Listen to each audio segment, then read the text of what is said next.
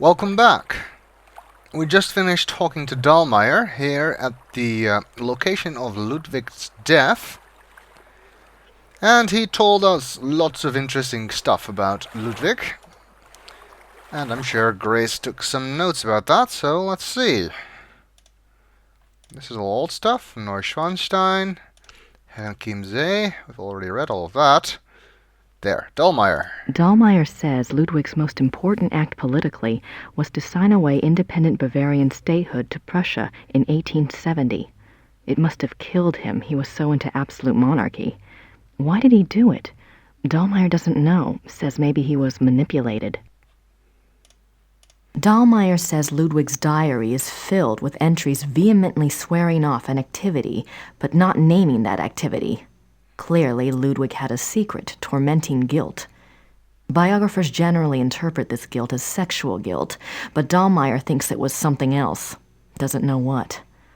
Could it be related to the Black Wolf and/or Ludwig's spiritual unrest? It seems to me that if something tormented Ludwig that much in his lifetime, it's likely to be the same thing tormenting his spirit in the afterlife. Assuming Mrs. Smith is correct and he is tormented. Didn't the lycanthropy book also say something about that? About a soul once tainted by the wolf curse not being able to be saved? I seem to remember that. Dahlmeier. Bismarck was the Prussian Kaiser's chancellor during Ludwig's reign. He supposedly had spies in Ludwig's household and was rumored to be involved in the conspiracy to rule Ludwig insane. Obviously, he would benefit by Ludwig signing over Bavarian statehood to Prussia. How did he get Ludwig to do it? Dahlmeier says he was a genius at playing people's weaknesses. Ludwig certainly had a few that could be played upon. Why was that part of the sentence not important enough to read out loud? Dahlmeier says Ludwig's diary is in the royal archives and no one was allowed to see it. The only one who saw it was a biographer, Chaphill. I already tried to contact Chaphill about that, but the game wouldn't let me. But perhaps now we know this, it will. In fact, I know it will, but anyway. Dahlmeier says Ludwig took his train or sleigh out at night because he was restless. Sometimes even the motion of the sleigh wouldn't be enough, and he'd stop and go wandering alone in the woods for hours. Tell me, friends and neighbors, what do you think he did out in the woods at night alone? I don't know, but then I'm neither Grace's friend nor neighbor. Dahlmeier says Ludwig's hunting accident involved Ludwig being bitten by a wolf. His servants claim Ludwig was never the same after that the fever from the bite broke his mind. They suspected the wolf was diseased. Perhaps they were right. And we're not talking rabies here. Last night... That's old. About the wolf that the Smiths were talking about. Okay, let's see. A cross marking Ludwig's death. Ludwig, König von Bayern. This is where they found Ludwig's body. This is where they found Ludwig's body. Indeed. That's kind of subtle, but you can also look at the shoreline here. I wonder what it felt like under there. Now, you need to remember two things here. One is that Mrs. Smith told us that it would be a good idea to try and contact Ludwig, if indeed Ludwig was the one who has been trying to help us and trying to reach us via the dream and the channeling of Mrs. Smith.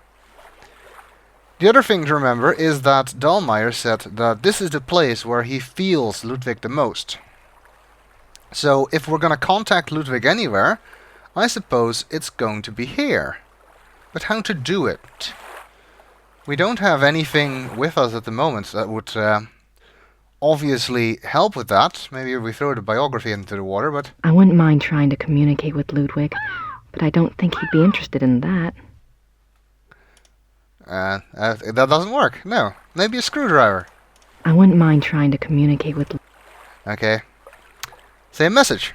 Now, we need something that would get his attention. All we need to do is find a swan and throw it in the water here. Although the swan is unlikely to cooperate. Maybe we need something a bit less lively. Maybe we'll come across something.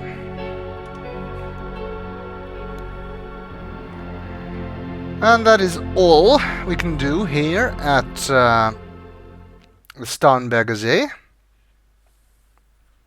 Zeeshaupt. For the moment, anyway. Until we find something to communicate.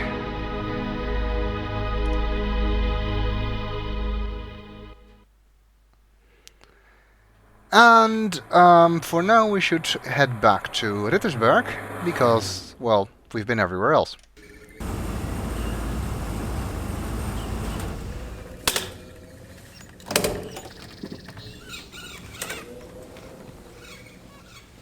I don't know what's up with the sound recording of these car segments with Grace. It sounds like they were recorded in a concert hall or something. There's way too much reverb. Dolmeyer also told us about a special permit, so I guess we should look into that. And we should try call Chaphill's publisher to find out if we can contact Chaphill himself. Hi, Gerda. I'm back. Good. Where are you off to? Oh, over there.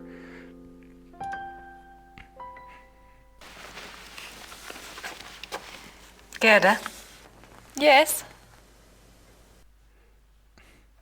Unnatural looking smile. It seems we can ask Gerda about the special permit. Gerda, do you have any idea where I could get a government research permit? I don't have time for a lot of red tape.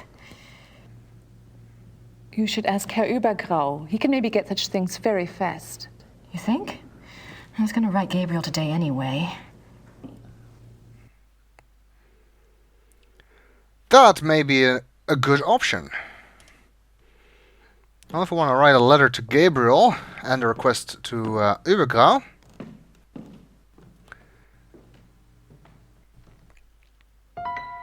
then we should go to the library, and we also need to go there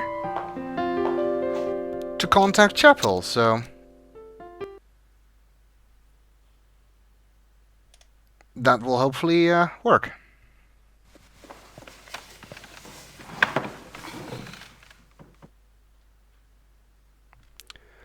Let's try Chaphill first.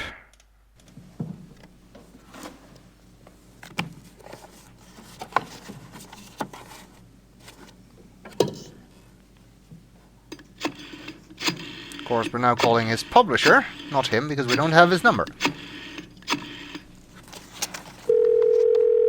Hallo, Bertil München. Hi, I have a book of yours on Ludwig II. The author's name is Sir Richmond Chaphill. Yes, how can I help you? Well, I'm doing some research on Ludwig, and I was hoping you could get me in contact with the author. I'm afraid Sir Richmond Chaphill is deceased. Oh. However, his son is living. Oh. Well, is there any way you can put me in touch with him? And who are you doing this research for? Well, I'm working with Professor Barkley from Yale University. All right. Thomas Chaphill's number in England is 41 20 555 771. Thank you very much. I appreciate it. You're welcome. Goodbye. Bye. Why do they keep insisting on using 555 numbers, even though those have no special meaning anywhere other than the US? Anyway, we got Chaphill's phone number. Sir Richmond Chaphill's son. Hopefully he'll know something about the diary.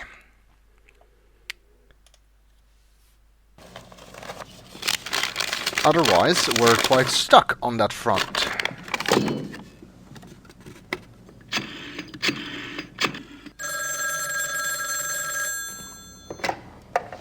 Chaphill residence? Hi, my name is Grace Nakamura. I'm calling from Rittersberg, Germany. Is Thomas Chaphill there, please? Speaking. What may I do for you, Miss Nakamura? This is gonna sound crazy, but I have a copy of your father's biography on Ludwig II. I understand he had access to Ludwig's diary. Yes. Well, I'm not even sure. He didn't make a copy of it or anything, did he? Or perhaps he took good notes? He wrote down a complete translation in English. He said he couldn't make headway with the German version. Ludwig's handwriting was rather brogue, you know. He wrote down an English translation. Do you still have it? Well, unfortunately, my father was allowed to see the diary only on the grounds that he wouldn't publish the entire work. I can't let you see it. Have you tried contacting the National Archive? No, I don't have the kinds of connections your father did, or the time. That's unfortunate, but I really cannot let it out of my hands. I understand. It was just a shot in the dark. Very well. The best of luck to you. Thank you, Mr. Chaphill. Well, that's just great.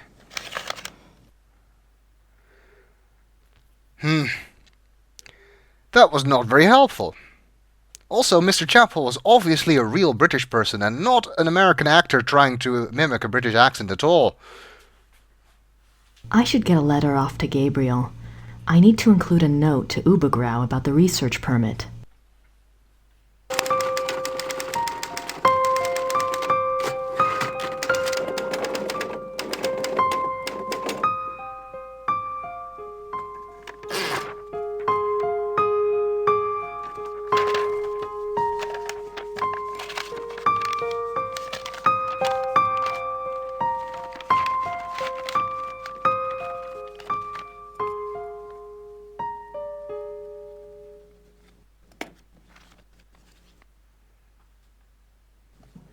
Well, at least we know the address to send it to this time. It should also be cheaper, considering that this time we're not sending any books. It's just a letter. My letter to the great detective. Really? I didn't know you knew Lieutenant Columbo. Or Sherlock Holmes, or any other detective. Oh, you meant Gabriel.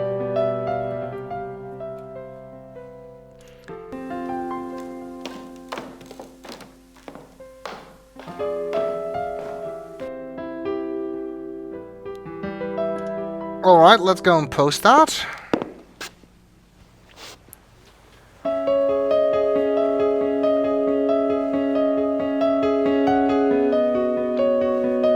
And we should also think about how we might communicate with Ludwig. If you remember, there are essentially two things in his life that had great importance to him. Swans and lilies. Now, I haven't seen any swans, but we have seen something that might look like lilies. The flowers outside the church. They were not in bloom before, but it seems that now they are, and they do indeed appear to be lilies. Not an expert, but these look like lilies to me.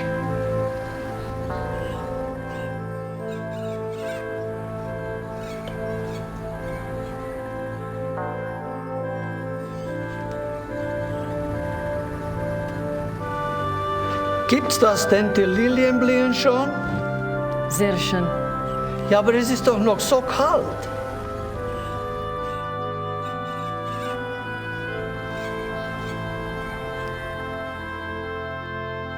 Für Sie ein Geschenk von der Madonna. Oh, no. Nehmen Sie sie ruhig. Heute Nacht wird es kalt und sie wird sowieso erfrieren.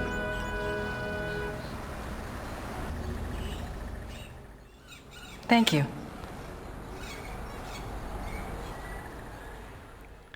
From what I gather from what he said, it seems unusual for the lilies to be in bloom this early in the year when it's still so cold.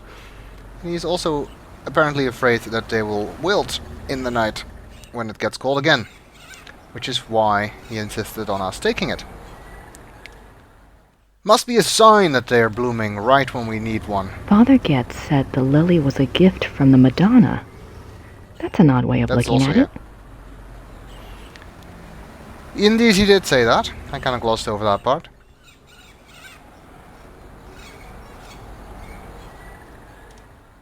Like I said, a sign that we are meant to contact Ludwig, but we'll do so in the next video.